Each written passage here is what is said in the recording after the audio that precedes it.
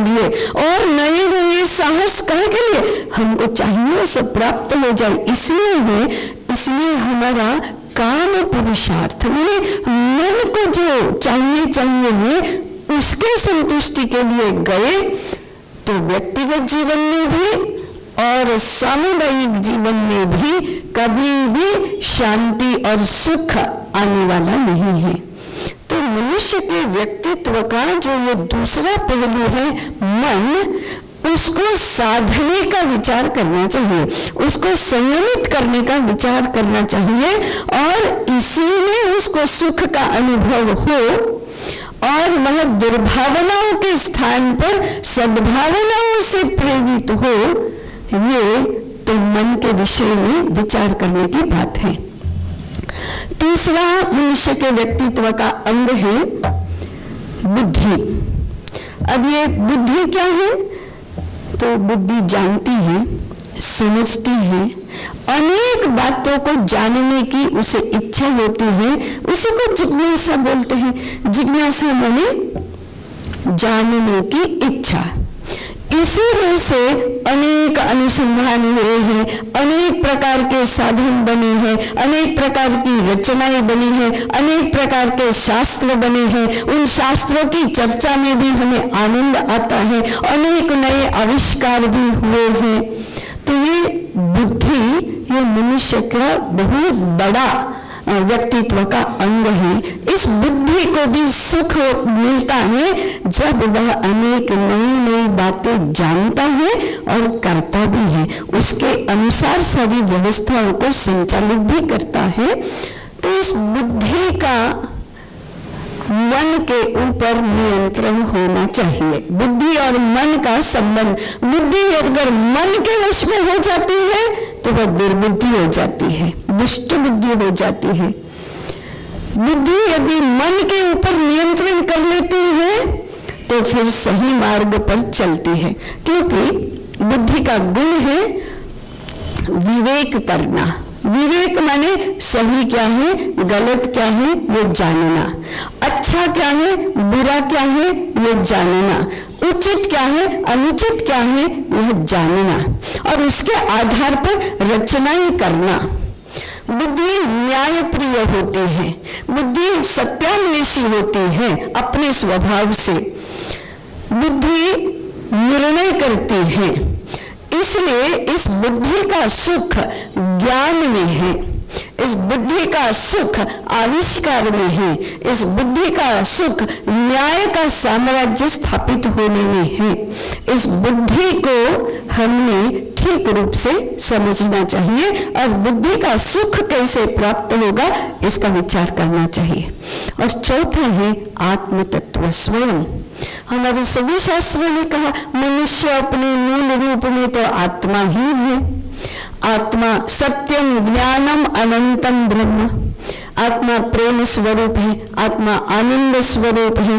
इसलिए हमेशा आनंद, सौंदर्य बोध, सृजनशीलता आदि सभी का जो सुख है, सृजन का सुख है, क्रिएटिविटी का जो सुख है वो आत्मिक सुख है। प्रेम का जो सुख है वो आत्मिक सुख है। त्याग करके जो भोग से भी ज्यादा आनंद मिलता है। मैंने एक तो होता है उपभोग का आनंद, रसगुल्ला खाने का आनंद, परंतु दूसरा आनंद होता है रसगुल्ला किसी को खिलाने का आनंद। ये खिलाने का आनंद खाने के आनंद से भी ज्यादा होता है यदि हम प्रेम करते हैं। अब प्रेम नहीं करते हैं तो खाने का ही आनंद होता है, खिलाने से तो जरा मन को ऐसा ऐसा लगता है, मजबूरी में खिलाते हैं। तो ये जो खिलाने का आनंद है उसी को ईशावास्य उपनिषद ने कहा तेन त्यक्तेन गुंजिताः, दूसरों को देकर आनंद मानना, आनंद का अनुभव करना। ऐसे आनंद का अनुभव हम सबको होता है, नहीं होता है ऐसा भी नहीं है। केवल हम उसको वजूद नहीं ज्यादा देते और कुछ सीमित मात्रा में देने का आनंद लेते हैं, अधिक मात्रा में प्राप्त करने का आनंद लेते हैं, क्योंकि हमारी जीवन की व्यवस्था ऐसे बन गई है। अनात्मवादी विचार के चलते ऐसा है, परंतु मूल जो भारत का आत्मवादी चिंतन है उससे देने के आनंद का, त्याग के आनंद का अनुभव तो हम किए बिना रहते नहीं है, केवल साहस नहीं होता, अधिक ऐसा आनंद हमें अधिक मिले इसलिए। तो ये आत्मा, ऐसे शरीर, मन, बुद्धि और आत्मा, इन चारों का समन्वित रूप, चारों का समग्रता में विचार करके एक एक मनुष्य के व्यक्तित्व का विचार करना, उस व्यक्तित्व का विकास करने की योजना बनाना, उसके आधार पर व्यक्तिगत जीवन की रचना करना, उसके अनुसार व्यवस्थाएं बनाना, ये एकात्म मानव दर्शन का एक पहलू है। दूसरा पहलू है, यह सारी सृष्टि यदि एकात्म संबंध से ही व्यक्त हुई है, परमात्मा ने इस व्यक्त रूप धारण किया है, तो इस सृष्टि में मनुष्य अकेला नहीं रह सकता। दूसरे के बिना उसका जीवन संभव ही नहीं है। और ये सारे दूसरे कौन है?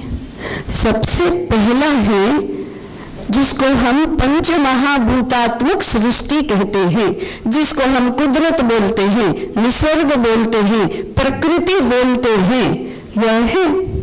अब जरा विचार करो, मनुष्य नहीं होगा तो हवा बहना बंद नहीं हो जाती, वायु तो बहेगी, परंतु वायु नहीं बहेगी तो मनुष्य एक क्षण भी नहीं जिएगा।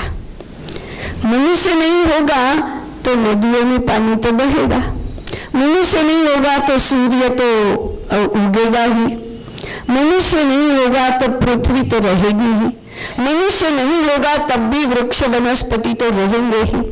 परंतु ये सब नहीं होंगे तो मनुष्य का जीवन एक क्षण भी चल नहीं सकता। इसलिए मनुष्य का अनिवार्य संबंध प्रकृति के साथ है। तो फिर व्यवहार के सूत्र क्या होना चाहिए? अनात्मवादी विचार कहता है कि भगवान ने तो ये सारी सृष्टि मनुष्य के उपभोग के लिए बनाई है, इसलिए भगवान ने ही कहा है उपभोग करो, तो हम उपभोग करते हैं। उस उपभोग के लिए अगर हमको पेड़ काटना पड़े तो काटेंगे, भगवान ने ही कहा है, there is nothing wrong about it. अगर खरगोश को मारकर मुझे पर्स बनाना है तो उसमें क्या हानि है? पक्षियों को मारकर मेरा घर सजाना है तो उसमें क्या हानि है? मेरे लिए तो सृष्टि है। इसलिए शोषण करना, नाश करना, परेशान करना ये स्वाभाविक है, ऐसा अनात्मवादी विचार मानता है। परंतु आत्मवादी विचार क्या कहता है? ये एकात्म विचार क्या कहता है? भगवान ने ये सारी सृष्टि बनाने के बाद अंत में मनुष्य का सर्जन किया है और मनुष्य को कहा है कि मैंने तुम्हें मेरे प्रतिरूप में बनाया है, जैसा मैं हूं वैसा ही तू है, इसलिए मेरे सारे काम भी तुझे करना है। और मेरा काम क्या है? तो मैंने जिस चीज को जन्म दिया उन सब का रक्षण और पोषण करना, और तुम अगर मेरे प्रतिरूप हो तो तुम्हारा दायित्व है जितने भी तुमसे छोटे हैं उनका रक्षण और पोषण करना। ये पहला सूत्र है प्रकृति के साथ के संबंध का। इन संबंध को हम 4 सूत्रों में या 4 स्तरों में कह सकते हैं। सबसे पहला है प्रकृति के साथ प्रेम का संबंध होना। हमारा सारा साहित्य प्रकृति के साथ के स्नेह के संबंध को, प्रेम के संबंध को ही प्रस्तुत करती है। कण्व मुनि के आश्रम में शकुंतला पेड़ पौधों के लिए कहती है अस्ति में सहोदर स्नेह एतेषु। ये पेड़ पौधे मेरे आश्रित नहीं है, मेरा तो इनके साथ सहोदर स्नेह है। अब जब प्रेम का संबंध होगा तो किसी का शोषण नहीं करेंगे, प्रेम का संबंध होगा तो किसी का नाश नहीं करेंगे, किसी को परेशान नहीं करेंगे, वो तो स्वाभाविक रूप में ही हम चिंता करेंगे सबकी। दूसरा स्तर प्रेम से थोड़ा नीचे, परंतु फिर भी धारण करने वाला है कृतज्ञता। अरे वृक्ष के कारण से मेरा जीवन है, पृथ्वी के कारण से मेरा जीवन है, वायु के कारण से मेरा जीवन है, तो मुझे कृतज्ञ रहना चाहिए। इसलिए हमारे वैद्य, हमारे घर निर्माण करने वाले, फर्नीचर निर्माण, जितने भी लोग हैं पृथ्वी को माता मानते हैं, नदी को माता मानते हैं, वायु देवता है। ऋग्वेद में ये प्रकृति के सारे तत्व देवता ही है। अग्नि देवता है, वरुण देवता है, पृथ्वी देवता है, वायु देवता है, सारे के सारे देवता हैं। और देवताओं का पूजन किया जाता है, देवताओं का आदर किया जाता है। किस बात के लिए? इनके कारण से हमारा जीवन है। प्रकृति के साथ कृतज्ञता का संबंध। तीसरा है, प्रकृति से लिए बिना तो चलता नहीं, तो उतना ही लेना जितने की हमें आवश्यकता है, उतना ही हमारा अधिकार मानना। आवश्यकता से अधिक लेना माने चोरी करना, वो हमारे शास्त्रों ने कहा। और आवश्यकताएं कम करते जाना, इसको विकास मानना। तो कम से कम लेना, परंतु देने की बात आती है तो जितना अधिक दे सके उतना देना। इसको कहते हैं प्रकृति के दोहन का सिद्धांत। दोहन करना। अभी मैं कल एक गौशाला में गई थी। 20 लीटर दूध वो गाय देती है, 10 लीटर दूध बछड़े को पीने के लिए है, 10 लीटर दूध दोहने के लिए है। ऐसा भी व्यवस्था है, और यही व्यवस्था हमारे यहाँ मान्य व्यवस्था है। दोहन का अर्थ यही होता है। दोहन का अर्थ मशीन लगाकर भी ज्यादा से ज्यादा दूध मिल जाए, और जब दूध देना बंद करे तो उसे बूचड़ खाने में बेच दिया जाए, यही है। इससे सृष्टि की धारणा ही नहीं होगी अगर ऐसा चला तो। इसलिए तीसरी बात है दोहन की, और चौथा है रक्षण करना। इन सारे प्राकृतिक तत्वों का, जीव जंतुओं का, वृक्ष वनस्पति का रक्षण करना यह मनुष्य का कर्तव्य है। अब विचार करो, ये चार अगर हमारे व्यवहार के और व्यवस्था के आधार बनते हैं तो पर्यावरण का प्रदूषण नामक शब्द ही शब्दकोश से निकल जाएगा। प्रदूषण होगा ही कैसे? अभाव होगा ही कैसे? नाश होगा ही कैसे? अस्वास्थ्य आएगा ही नहीं। अनेक प्रकार के संकटों का निर्मूलन हो जाएगा यदि प्रकृति के साथ का हमारा संबंध व्यवस्थित हो जाए। तो एकात्म मानव दर्शन में व्यष्टि, समष्टि, सृष्टि और परमेष्टि जो कहा, सृष्टि के साथ का संबंध व्यवस्थित करो, ये पहली अपेक्षा है। आज के थोड़ा सा विचार करने पर हमें पता चलेगा कि कितने सारे संकट हमारे इस संबंध के असंतुलन के कारण हैं। समष्टि माने इस विश्व में जो भी मनुष्य के रूप में जन्मा है, चाहे भारतीय हो चाहे विदेशी हो, कहीं पर का भी हो, इस समष्टि के साथ का संबंध व्यवस्थित करना। और इसका प्रारंभ कहाँ से होता है? परिवार में। ये परिवार की रचना और परिवार की संकल्पना बहुत अद्भुत संकल्पना है, और इसका आधार ही एकात्मता है। और हमारा शास्त्र कहता है, हमारी व्यवस्था परंपरा सब कहता है, परिवार की संकल्पना शुरू होती है पति पत्नी की एकात्मता से। यह एकात्मता साध्य हो जाए तो उसी का विकास होते होते वसुधैव कुटुंबकम होता है। यदि यह नहीं हुआ तो वसुधैव कुटुंबकम होगा ही नहीं। इसलिए विवाह संस्था हमारे यहाँ इस भावना को, इस संबंध को चरितार्थ करने के लिए ही अस्तित्व में आई है।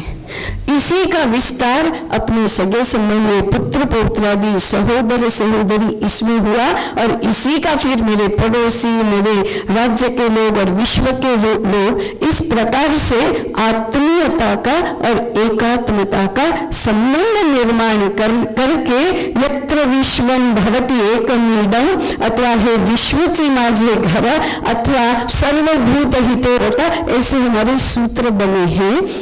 तो परिवार, समुदाय, राष्ट्र और विश्व, इन 4 चरणों में समष्टि की संकल्पना देकर हमारा मनुष्य जगत के साथ के संबंध का समायोजन कैसे करना, इसकी चर्चा की है। और इस चर्चा में हमारी बहुत सारी व्यवस्थाएं जो है, उनमें से कुछ प्रमुख व्यवस्थाओं के विषय में हमें बहुत बड़ी चिंता करने की आवश्यकता है। उसमें से एक है, 2 बात मनुष्य समाज के लिए 2 बातें आवश्यक है। एक है संस्कृति और दूसरी है समृद्धि। समृद्धि के लिए उत्पादन, वितरण, बाजार, पूर्ण अर्थव्यवस्था, ये इन सारे विषयों की चर्चा करनी चाहिए। मैं इस विषय में ज्यादा नहीं कहूंगी, क्योंकि बाद में इस विषय का विस्तृत विवेचन होना ही है। इसलिए इस देश की या इस विश्व की अर्थव्यवस्था कैसी होनी चाहिए, इस संदर्भ में एकात्म अर्थनीति, ऐसा भी विषय बहुत विचारणीय है। व्यवसाय निश्चिति, मनुष्य के लिए करना क्या है? व्यवसाय निश्चिति, कैसे व्यवसाय करना? लोग नौकर न बने, लोग बेरोजगार न बने, समाज का स्वास्थ्य खराब न हो, समाज के संस्कार खराब न हो, हानिकारक बातें दूसरों के लिए, उपभोक्ता के लिए हानिकारक, मेरे लिए अर्थार्जन के सुलभ अवसर देने वाला व्यवसाय निषिद्ध है। वह समष्टि की दृष्टि से भी निषिद्ध, सृष्टि की दृष्टि से भी निषिद्ध है।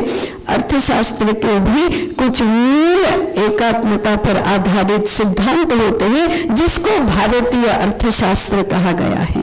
समाज शास्त्र, वह भी एक दूसरा बहुत महत्वपूर्ण विषय है, उसका भी विस्तृत विवेचन इसी दृष्टि से होने वाला है कि हमारी समाज व्यवस्था कैसी हो, अर्थव्यवस्था कैसी हो, राज्य व्यवस्था कैसी हो, उत्पादन, वितरण, बाजार, ये सब कैसे चले, ये सब धर्म के नियंत्रण में किस प्रकार से रहे, ये सारे विचारणीय विषय एकात्म मानव दर्शन के सूत्रों में आगे आते हैं। समग्रता में विचार माने इसी प्रकार से करना पड़ेगा। तो और परमेष्ठी माने इधर व्यक्ति के विचार में भी समझना कि मनुष्य मूल रूप में आत्मा है, और इस विश्व रूप के संदर्भ में भी समझना सर्वम खलु इदं ब्रह्म, ये तो सारा ब्रह्म ही है और एक ही है। इस प्रकार का वर्टिकल एंड हॉरिजॉन्टल दोनों प्रकार से एकात्मता के विचार की अभिव्यक्ति हुई है। इसी के संदर्भ में फिर 4 पुरुषार्थों का वर्णन भी है कि ये सारा साध्य करने के लिए हमारे शास्त्रों ने धर्म, अर्थ, काम और मोक्ष, ऐसे 4 पुरुषार्थों की मनुष्य के लिए व्यवस्था की है। आज भी इन 4 पुरुषार्थों की हमें अच्छे से व्याख्या करनी पड़ेगी और उसकी स्वीकृति, प्रतिष्ठा, प्रस्थापना कैसे हो, इसके कोई योजना तो बनानी ही पड़ेगी। ऐसा सारा समग्रता में विचार करने वाला यह विषय है। अंत में ये सारा विचार जो है यह भारतीय विचार है, आत्मवादी विचार है। आज विगत 200-250 वर्षों से दुनिया उल्टी दिशा में चल रही है। हमने उसको आधुनिक ऐसा नाम दिया है, हमने उसको ग्लोबल ऐसा नाम दिया है। ये आधुनिक शब्द का गलत अर्थ है, ग्लोबल शब्द का भी गलत अर्थ है। सही अर्थ क्या है, विचार करना पड़ेगा। ग्लोबलाइजेशन का भारतीय अर्थ क्या है, लोकतंत्र का भारतीय अर्थ क्या है, आधुनिकता का भारतीय अर्थ क्या है, इसका विचार भी इस संदर्भ में तो करना ही पड़ेगा। परंतु आज के विनाशक व्यवस्थाओं का विचार कहाँ से होगा, प्रतिष्ठा कहाँ से होगी, तो इसके संदर्भ में हमें शिक्षा का विचार करना पड़ेगा। मनुष्य वैसा ही होता है जैसी शिक्षा उसको मिलती है, समाज वैसा ही होता है जैसी उस समाज में शिक्षा की व्यवस्था होती है। हर एक व्यक्ति को शिक्षित करने का दायित्व समाज का होता है। समाज तंत्र ठीक चले इसलिए राज्य तंत्र होता है। आज राज्य तंत्र समाज को भी नियंत्रित करता है, शिक्षा को भी नियंत्रित करता है और धर्म के अधीन नहीं चलता, धर्म तंत्र को भी अपने अधीन करता है और राज्य तंत्र को अर्थतंत्र ने अपने अधीन बना लिया है। इस प्रकार से सारा उल्टा पिरामिड हो गया है। इस संकटों का कारण तो यही है। तो मूल में जाकर हमें शिक्षा की व्यवस्था ठीक करनी पड़ेगी और शिक्षा की व्यवस्था ठीक करने में एकात्म मानव दर्शन की क्या भूमिका है। तो सबसे पहले हमें एकात्म मानव दर्शन की ही शिक्षा देनी पड़ेगी कि विचार क्या है। और दूसरा इससे भी महत्वपूर्ण पहलू है, हम प्राथमिक से लेकर उच्च शिक्षा तक जो जो भी विषय पढ़ा रहे हैं उनका एकात्म मानव दर्शन के प्रकाश में क्या स्वरूप है, इसका विचार करना पड़ेगा। यूनिवर्सिटी के बोर्ड ऑफ स्टडीज के सामने ये बहुत बड़ी चुनौती है। माध्यमिक शिक्षा का जो विचार कर रहे हैं उनके लिए ये करणीय कार्य है। प्राथमिक शिक्षा का जो विधान करते हैं उनके लिए ये आह्वान है। परिवारों में जो संस्कार हो रहा है, चरित्र निर्माण हो रहा है, वहां इसको लागू करने की आवश्यकता है।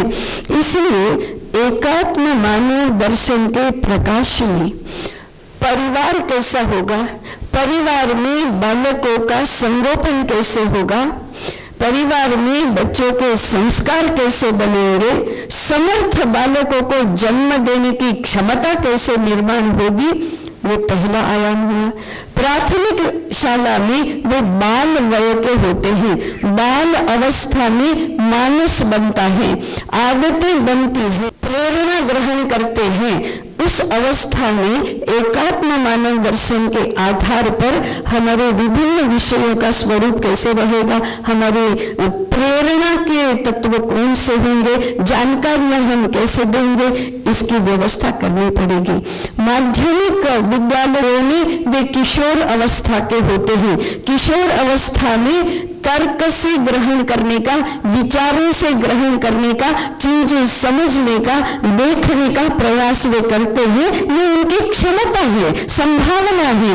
तो एकात्म मानव दर्शन को विचार के रूप में, माने तर्क के रूप में इस प्रकार से हमें परिवर्तित करके उसका रूप देना पड़ेगा और सभी विषयों को उस स्वरूप में हमें देना पड़ेगा। हर एजुकेशन में चिंतन करना, अध्ययन, गंभीर अध्ययन करना, अनुसंधान करना, ये सब होता है। तो एकात्म मानव दर्शन के प्रकाश में समाज शास्त्र के पाठ्यक्रम क्या होंगे, अर्थशास्त्र के पाठ्यक्रम क्या होंगे, उसके मूल सिद्धांत क्या होंगे, एक उदाहरण देकर मैं मेरा विषय समाप्त करूंगी। आज हम अर्थशास्त्र पढ़ाते हैं, उसका आधारभूत सिद्धांत है economics has nothing to do with ethics. कैसे चलेगा, नीति और पैसा। फिर वो नीचे आते आते 10 पीढ़ियों में सामान्य व्यक्ति भी बोलने लगा, अरे भी नीति करोगे तो 2 पैसे इकट्ठे नहीं भोग पाएंगे। तो अगर यह सिद्धांत मूल रूप में है तो शोषण, भ्रष्टाचार, दारिद्र्य और भूखमरी ये उसके स्वाभाविक परिणाम है। जैसा बीज वैसे ही फल होंगे। तो बीज अगर अनएथिकल है तो फल भ्रष्टाचारी ही होंगे और बीच में पत्तेवादी सब नहीं होंगे। तो भारत का एकात्म अर्थशास्त्र कहता है अर्थशास्त्रात् बलवत् धर्मशास्त्र इति स्मृत। अर्थशास्त्र को धर्म के अविरोधी तो होना ही पड़ेगा। अब अर्थशास्त्र के बोर्ड ऑफ स्टडीज के लोगों ने फिर से चिंतन करके अर्थशास्त्र का स्वरूप बदलना पड़ेगा। सोशल कॉन्ट्रैक्ट थियोरी के आधार पर समाजशास्त्र का पाठ्यक्रम बनेगा तो विवाह विच्छेद, परिवार विघटन और समाज की अनवस्था ये उसके स्वाभाविक परिणाम है। और जहां से ये आया है वहां तो यही हो रहा है। तो आत्मीयता के आधार पर परिवारों की रचना और परिवार भावना के आधार पर समाज की रचना, ऐसा समाजशास्त्र का मूल सिद्धांत तो बनाना पड़ेगा और उसके आधार पर नए पाठ्यक्रम निर्माण करने पड़ेंगे। इस प्रकार से परिवार में होने वाले संस्कारों से लेकर हायर एजुकेशन में होने वाले अध्ययन, चिंतन और अनुसंधान तक के पूरे पाठ्यक्रमों का, पूरी पाठन पद्धति का और उसके लिए आवश्यक नई सामग्री निर्माण करने का विचार शिक्षा के क्षेत्र में हमें करना पड़ेगा। तब जाकर इस शिक्षा में पढ़ी हुई एक पूरी पीढ़ी जब आएगी और वह जब देश को चलाएगी तब एकात्म मानव दर्शन के अनुसार देश चलेगा। और जब भारत अपने इस चिंतन के आधार पर अपनी व्यवस्थाएं बना लेगा तो विश्व को भी सही दिशा देगा। विश्व भी इस दिशा को लेना चाहेगा क्योंकि विश्व त्रस्त तो है परंतु मार्ग नहीं है। हम त्रस्त हैं परंतु मार्ग है। इसलिए उस मार्ग को यदि हमने प्रशस्त किया तो विश्व भी हमसे मार्गदर्शन चाहेगा। हमेशा चाहा है, फिर से भी वो तो चाहेगा ही, आज भी चाहता है। हम उस मार्गदर्शन देने की, मार्ग प्रशस्त करने की स्थिति में आए, यह हमसे अपेक्षित है। इसलिए एकात्म